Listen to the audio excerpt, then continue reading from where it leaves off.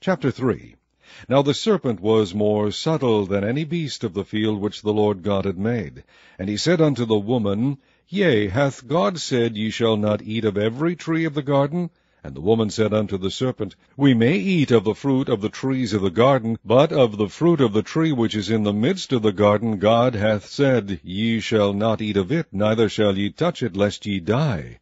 And the serpent said unto the woman, Ye shall not surely die, for God doth know that in the day ye eat thereof, then your eyes shall be opened, and ye shall be as gods, knowing good and evil.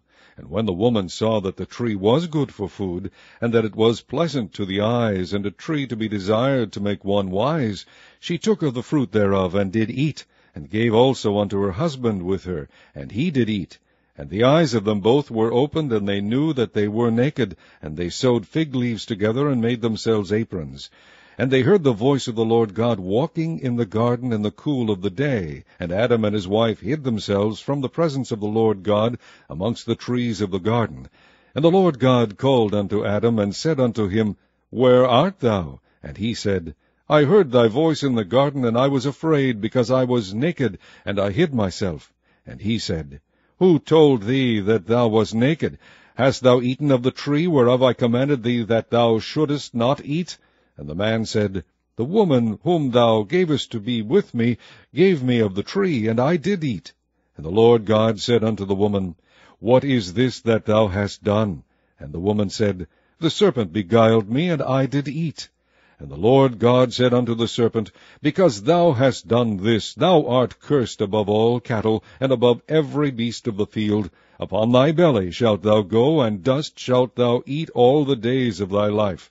And I will put enmity between thee and the woman, and between thy seed and her seed. It shall bruise thy head, and thou shalt bruise his heel. Unto the woman he said, I will greatly multiply thy sorrow and thy conception. In sorrow thou shalt bring forth children, and thy desire shall be to thy husband, and he shall rule over thee. And unto Adam he said, Because thou hast hearkened unto the voice of thy wife, and hast eaten of the tree of which I commanded thee, saying, Thou shalt not eat of it, cursed is the ground for thy sake. In sorrow shalt thou eat of it all the days of thy life. Thorns also and thistles shall it bring forth to thee, and thou shalt eat the herb of the field. In the sweat of thy face shalt thou eat bread, till thou return unto the ground, for out of it wast thou taken, for dust thou art, and unto dust shalt thou return. And Adam called his wife's name Eve, because she was the mother of all living. Unto Adam also, and to his wife, did the Lord God make coats of skins, and clothed them. And the Lord God said, Behold, the man is become as one of us, to know good and evil. And now, lest he put forth his hand, and take also of the tree of life, and eat, and live forever. Therefore the Lord God sent him forth from the Garden of Eden, to till the ground from whence he was taken.